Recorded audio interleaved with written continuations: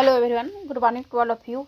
आइए आज हम लोग फॉरेन पॉलिसी के बारे में जानेंगे फॉरेन पॉलिसी, किसी भी देश की फॉरेन पॉलिसी क्या होता है, इसका अर्थ क्या होता है, और फिर किसी भी देश की जो विदेश नीति होता है तो फिर ये किस प्रकार का होता है, किस आधार पर कोई भी देश अपना अपना विदेश नीति को निर्धारित करता है। तो आइए हम आज इसी के ऊपर चर्चा करते हैं। सबसे पहले हम जानेंगे कि विदेश नीति क्या है, इसके अर्थ को जानते हैं और फिर इसकी परिभाषाएं को भी जानेंगे। कोई भी देश की जो फॉरेन पॉलिसी होता है उसका जो दृष्टिकोण होता है, जैसे कि विदेश नीति के अंतर्गत वे सभी दृष्टिकोण और कार्य आ जाता है जो एक राष्ट्र दूसरे राष्ट्र के प्रति करता है। जैसे कि भारत है, भारत की विदेश नीति क्या है? भारत जो भी कार्य, जो भी संबंध एक दूसरे देश के तहत दूसरे देश के साथ जो अपनाता है, जो जिस रिलेशन के तहत काम करता है, जैसे पाकिस्तान है, चीन है, अमेरिका है, रूस है, इन सब के साथ किस तरह का रिलेशन फॉलो कर रहा है, किस तरह का व्यवहार को अपना रहा है, तो यही विदेश नीति हो जाता है। लेकिन आधुनिक समय में क्या है कि एक राष्ट्र दूसरे राष्ट्र के साथ कई प्रकार के संबंध को स्थापित करते हैं। अब ये ज़रूरी नहीं है कि जो भारत है, भारत की जो भी विदेश नीति है, विदेश नीति में क्या लिखा हुआ है उसी के तहत उतना ही काम करता है। अब वैसा नहीं है। आधुनिक समय में क्या है कि जो यहाँ पे अब औपचारिक भी रिलेशन को अपना रहा है और अनौपचारिक भी। औपचारिक क्या हुआ कि ऑफिशियल सरकारी तहत जो हमारे जो प्रधानमंत्री जी हैं तो वो हैं किस प्रकार के काम या रिलेशन को अपनाते हैं या व्यवहार करते हैं, तो ये औपचारिक हो गया। यानी सरकारी तहत और गैर सरकारी तहत, जैसे औपचारिक और अनौपचारिक, सरकारी और गैर सरकारी, नियोजित भी होता है और अनियोजित भी होता है। लेकिन ये विदेश नीति के तहत सारी बातों को आप नहीं कह सकते हैं। विदेश नीति से इन सभी संबंधों और उनसे जो प्रेरित होता है वो व्यवहारों का कोई अनिवार्य संबंध नहीं होता है, क्योंकि विदेश नीति के अंतर्गत केवल उन्हीं संबंधों की गणना होती है जो एक राष्ट्र या एक राष्ट्र के सरकार दूसरे राष्ट्र के साथ सरकारी स्तर पर जो व्यवहार को स्थापित करती है, वही विदेश नीति होता है। गैर सरकारी स्तर पर स्थापित किए गए संबंधों को विदेश नीति में सम्मिलित हम नहीं कर सकते हैं।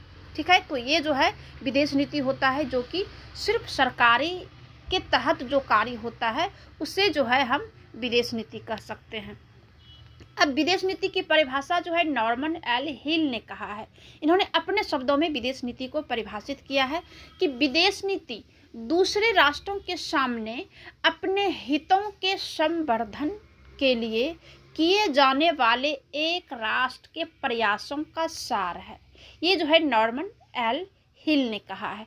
चार्ल्स श्लाइचर ने कहा है कि अपने व्यापक अर्थ में विदेश नीति उन उद्देश्यों, योजनाओं तथा क्रियाओं का सामूहिक रूप है जो एक राज्य अपने बाह्य संबंधों को संचालित करने के लिए करता है।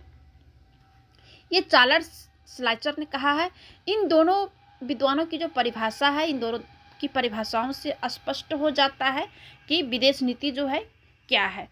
तो विदेश नीति राज्यों की गतिविधियों का एक व्यवस्थित रूप है, यानी कि विदेश नीति राज्य राष्ट्र को ही कहा जाता है। ठीक है, तो कोई भी राष्ट्र है उसकी जो भी गतिविधि है, जो वो कार्य किस प्रकार से एक राष्ट्र दूसरे राष्ट्र के साथ में जो करते हैं, जो व्यवहार करते हैं, तो ये विदेश नीति है जिनका विकास दीर्घकालीन अनुभव के आधार पर राज्य पर किया जाता है और जिसका उद्देश्य दूसरे, यहाँ पे टाइप मिस्टेक हो गया, यहाँ भी अनुभव होगा, जिसका उद्देश्य दूसरे राज्यों के व्यवहार या आचरण हितों के अनुरूप परिवर्तित करना है।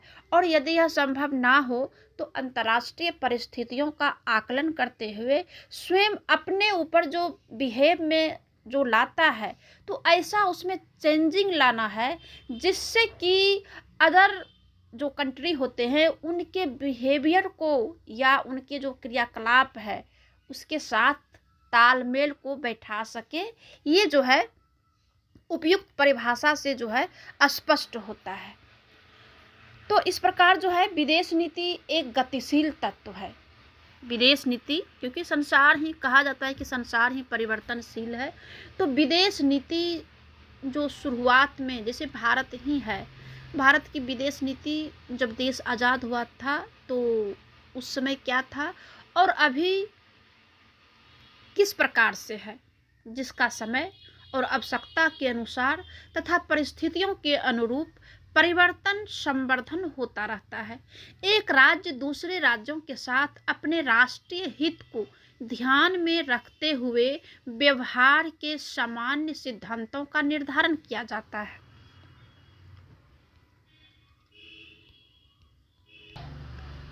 जैसे कि शुरुआत में क्या हुआ था, जब कांग्रेस की सरकार थी, यूपीए 1 में एक पॉलिसी लाया गया था जिसका नाम था लुक ईस्ट पॉलिसी, यानी कि पूर्व की ओर देखो। अब पूर्व की ओर देखो का मतलब होता है कि जितने भी पूर्व में राष्ट्र है, बांग्लादेश, नेपाल या जो भी छोटा छोटा राष्ट्र है, उसके साथ जो है हमें संबंध को अच्छा बनाना है और उसके साथ जो हमें जो भी संबंध है और हर एक लेवल पर आर्थिक, सांस्कृतिक जो भी है, तो ये जो है यूपीए 1 की सरकार जो है उनके द्वारा जो है लाया गया था। लेकिन जब नरेंद्र मोदी की जब सरकार आई और इन्होंने जो है वेस्ट पॉलिसी को लाया, यानी कि जितने भी वेस्ट में है उसके साथ भी हमें व्यवहार को अच्छा करना है। जैसे कि अभी कुछ दिन पहले जो है देखेंगे कि मोदी जी जो है वेस्ट में जो अरब देश है, जिससे कि हमें जो है तेल जो है मिलता है, तो फिर क्या हुआ कि अब उसके साथ भी वैसा ही संबंध को अपना रहे हैं। तो विदेश नीति जो है एक गतिशील तत्व इसलिए कहा जाता है कि अब जैसे कि शुरुआत में कि पाकिस्तान से जब युद्ध हुआ था तो उस समय अमेरिका जो है पाकिस्तान को ही हेल्प किया था, ठीक है। और अभी क्या है कि पाकिस्तान के साथ में कैसा संबंध है वो तो हम लोग सारे लोग जानते हैं, लेकिन अमेरिका का भारत के साथ में किस प्रकार से संबंध है ये जो है अभी जो है दर्शाता है। तो ये क्या है कि जो विदेश नीति, किसी भी देश की जो विदेश नीति है वो गतिशील है। ऐसा नहीं है कि जो 50 साल पहले जो नीति अपनाया था वही नीति अभी जो है फॉलो कर रहा है, कोई भी देश हो। तो इसीलिए जो है कहा जाता है कि विदेश नीति जो है एक गतिशील तत्व है जिसका समय और आवश्यकता के अनुसार उनका जो सिचुएशन है वो अपने आप को जो है वो चेंज करते हैं। तो ये जो है विदेश नीति का ये है। अब आइए जानते हैं कि किसी भी देश की जो विदेश नीति जो होता है उसका जो आधारभूत निर्धारक तत्व होता है वो किस तत्व पर जो है निर्भर करता है। तो इसमें पहला है जनसंख्या। जनसंख्या जो है विदेश नीति का एक प्रमुख तत्व माना जाता है, क्योंकि अगर कोई भी देश है उसकी जनसंख्या उतनी नहीं है तो फिर उसका संबंध और जिस देश की जनसंख्या ज़्यादा है उसके साथ जो संबंध है दोनों में अंतर हो जाता है। तो जनसंख्या जो पॉपुलेशन है वो फॉरेन पॉलिसी का एक मेन जो है एलिमेंट होता है। तो इस संबंध में डेविड वाइटल ने कहा है कि किसी देश के जो एरिया होता है और उसकी जो पॉपुलेशन होता है, एरिया और पॉपुलेशन के आधार पर यह निश्चित किया जाता है कि वह देश महाशक्ति है या छोटा राष्ट्र है। जैसे कि चीन में जनसंख्या जो है शुरू से ही बहुत ज़्यादा है, अभी भी बहुत ज़्यादा है, और ये जो आज़ाद हुआ है ये भी 1948-49 इस बीच में ही जो है ये देश आज़ाद हुआ। लेकिन इतनी जल्दी ये डेवलप कैसे कर गया। जाहिर सी बात है कि वहाँ की जो है क्षेत्रफल तो है ही, जनसंख्या भी बहुत ज़्यादा है। तो क्या होता है कि जिस देश की जनसंख्या है और दूसरे दूसरे राष्ट्र जो है उसके साथ जो है बिजनेस को जो है शुरुआत करना चाहता है, और ये भी सोचता है कि उसके साथ अगर हम बिजनेस करते हैं और उसे भी जो है ज़रूरत सामान की ज़रूरत पड़ती है, जितने जनसंख्या है उतनी जो है उसे सामानों की भी जरूरत पड़ती है, तो उसको भी क्या होता है कि दूसरे देशों के साथ जो है संबंध को स्थापित करना पड़ता है। तो फिर जो सबसे जो मेन एलिमेंट है फॉरेन पॉलिसी का किसी भी कंट्री का, वो पॉपुलेशन है। पॉपुलेशन के आधार पर जो है हम लोग विदेश नीति का निर्धारण करते हैं। दूसरा जो है ये जो है भौगोलिक स्थिति है कि उसका जो है ज्योग्राफिकल स्टेटस क्या है, मतलब वो कितने बड़े हैं या छोटे हैं। तो किसी भी देश की ये भी जो है विदेश नीति को निर्धारण में जो है रोल को अदा करता है। यह जो है जैसे कि भौगोलिक स्थिति यानी कि क्षेत्र जो है यानी, तो ये अस्थाई एलिमेंट है। जो फॉरेन पॉलिसी होता है किसी भी कंट्री का, ये जो एलिमेंट है ये परमानेंट है, ठीक है, जिसमें कि अधिकांशतः परिवर्तन नहीं होता है। कैसे परिवर्तन होगा, जैसे भारत है, भारत का क्षेत्रफल जितना है, ऐसा थोड़ी ना है कि जैसे गतिशील है इनका जो है विदेश नीति या कोई भी पॉलिसी जो है ये चेंज हो रहा है, तो जगह का भी चेंजिंग हो रहा है या फिर बढ़ा रहे हैं। अगर बढ़ाएंगे तो उसको साम्राज्यवाद जो है आ जाएगा। अगर अपने भारत जो है अपने आप क्षेत्रफल को अगर बढ़ाना चाहेंगे तो ये तो साम्राज्यवाद का जो है स्थिति आ जाएगा। तो ये कोई नहीं करता है, और जो करता है तो अभी के समय में वो संभव नहीं होता है।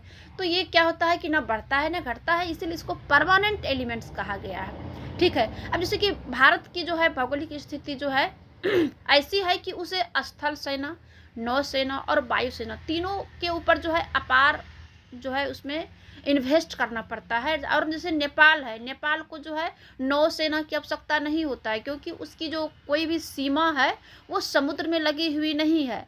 तो इस प्रकार क्या होता है कि समटाइम्स किसी भी देश की जो ये जोग्राफिकल स्टेटस होता है वो कभी कभी प्रॉब्लम को भी जो है सामना करना पड़ता है, और कभी कभी क्या होता है किसी देश के उससे जो उत्पन्न फायदे भी होता है, ठीक है। तो बहुत सारी बात होती है जो कि ये भौगोलिक स्थिति पे।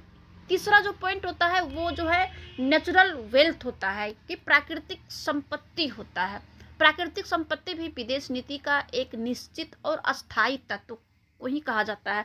अब जैसे कि शुरू से ही जब हमारे देश में जब ब्रिटिशर्स का रूल था तो उसमें भारत को सोने की चिड़िया कहा जाता था। क्यों कहा जाता था सोने की चिड़िया? क्यों? क्योंकि यहाँ पे जो नेचुरल जो वेल्थ था वो बहुत ज़्यादा था। भले यहाँ पे किसी भी तरह का इंडस्ट्री नहीं था, किसी भी तरह का, जैसे अमेरिका और ब्रिटेन या अदरवाइज अन्य देश जो डेवलप कंट्री जो कहा जाता था, लेकिन यहाँ ये नहीं कहा जाता था, इसलिए कि इसके पास नेचुरल जो वेल्थ था वो काफ़ी मात्रा में था, जो कि ब्रिटिशर्स जो है यहाँ पे 200 सालों तक आकर के जो है यहाँ के सारी संपत्ति को जो है ला करके अपने देश भेजता था, और वहाँ से जो है सामान बना करके फिर हमारे ही देश में आकर के वो यानी कि हाई रेट पर जो है वो बेच देता था। तो ये क्या हुआ यहाँ पर, इसीलिए जो है भारत को सोने की चिड़िया कहा जाता था, क्योंकि यहाँ पे रॉ मटेरियल्स जो है काफ़ी मात्रा में थी, जिसे कि हम प्राकृतिक संपत्ति भी कहते हैं। तो ये भी जो है परमानेंट एलिमेंट कहा जाता है, मतलब कि फॉरेन पॉलिसी के क्षेत्र में ये भी जो नेचुरल जो वेल्थ है इसे भी परमानेंट एलिमेंट कहा जाता है। तो ये भी जो है बहुत बड़ा फैक्टर है विदेश नीति का रोल को अपनाने में। आगे है औद्योगिक स्रोत क्या है, यानी कि जो इंडस्ट्रियल जो सोर्स होता है ये भी विदेश नीति का एक एलिमेंट है, क्योंकि विदेश नीति निर्धारण में जो औद्योगिक स्रोत और जो क्षमता होता है एक प्रभावशाली एलिमेंट है। साइंस और टेक्नोलॉजी जो है इसे मॉडर्न युग में जो है औद्योगिकरण के चरण तेजी से बढ़ते जा रहे हैं, क्योंकि दोनों ही विश्व युद्धों में औद्योगिक क्षमता ने जय और पराजय में महत्वपूर्ण भूमिका को अदा किया है। समझ गए? जो इंडस्ट्रियल है ये काफ़ी तेज़ी से बढ़ते जा रहा है, और ये दोनों जो विश्व युद्ध हुआ, 2 विश्व युद्ध जो हुआ, तो ये जो इंडस्ट्रियल जो इसका कैपेसिटी है, ये जय और पराजय में जो है बहुत ही महत्वपूर्ण भूमिका को इन्होंने अदा किया है। कहा जाता है कि अपनी विपुल औद्योगिक क्षमता के बल पर ही जो यूएसए है वो आज विश्व का सबसे अधिक संपन्न और पावरफुल राष्ट्र जो है बना हुआ है। USA, France, England, Italy, Korea, Germany, Japan अनेक देश जो है उद्योग धंधे स्थापित किए हुए हैं, जिनसे वे अरबों डॉलर प्रति वर्ष जो है कमाने का उनका एक आंतरिक स्रोत भी है। आगे है सैनिक शक्ति। जो सैनिक शक्ति है वर्तमान समय में विश्व के विभिन्न राष्ट्रों के बीच शस्त्रों का जो होर है ये दिनों दिन जो बढ़ती जा रही है, ये शस्त्रीकरण की इस प्रवृत्ति का मूल कारण राष्ट्रीय सुरक्षा और विश्व में शक्तिशाली राष्ट्र के रूप में उभरने की महत्वाकांक्षा है। द्वितीय विश्व युद्ध के बाद अमेरिका और सोवियत संघ विश्व के शक्तिशाली राष्ट्र माने गए। इसका सबसे बड़ा जो कारण था दोनों देशों की अपार सैनिक शक्ति रही है। विश्व के अन्य राष्ट्रों इन दोनों महाशक्तियों का उनकी सैनिक शक्ति का कारण जो है सम्मान करते हैं। आइनिस क्लॉड ने शक्ति के अपने विश्लेषण में मुख्य विषय सैनिक पहलू को ही माना है। इससे स्पष्ट है कि विदेश नीति में सैनिक शक्ति का अत्यंत ही महत्व है। तो ये भी जो है फॉरेन पॉलिसी के एक मेन एलिमेंट है। आगे है आइडियोलॉजी। जो आइडियोलॉजी है, किसी भी देश की जो आइडियोलॉजी है वो मेन रोल अदा करता है। अब जैसे कि द्वितीय विश्व युद्ध के जो बाद अमेरिका ने जो पूंजीवादी विचारधारा का जो नेतृत्व किया और सोवियत संघ ने साम्यवादी विचारधारा का, तो दोनों महाशक्तियों ने विश्व के दूसरे देशों पर अपनी अपनी विचारधारा फैलाने की नीति को अपनाया। इसी प्रकार दूसरे देश भी, यहाँ पे टाइप मिस्टेक हो गया है, दूसरे देश भी विदेश नीति निर्धारण में अपनी विचारधारा के सिद्धांत को अपनाते हैं। कुछ विद्वानों की मान्यता है कि विदेश नीति के निर्धारण में विचारधारा की भूमिका क्षीण हो गई है, लेकिन वास्तविकता यह है कि विचारधारा की भूमिका कम जरूर हुई है, परंतु अभी भी इसके महत्व को हम किसी भी तरह से नकार नहीं सकते हैं।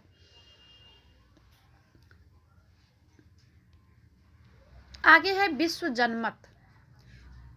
विश्व जनमत किसी भी विदेश नीति के क्षेत्र में विश्व जनमत की प्रभावशाली भूमिका होती है। विश्व के किसी भी देश में संकट उत्पन्न होने पर अन्य देशों की उस पर प्रतिक्रिया जरूर होगी। कोई भी देश विदेश नीति निर्माण के समय विश्व जनमत के अनुकूल या प्रतिकूल होने की संभावना पर विचार करता है।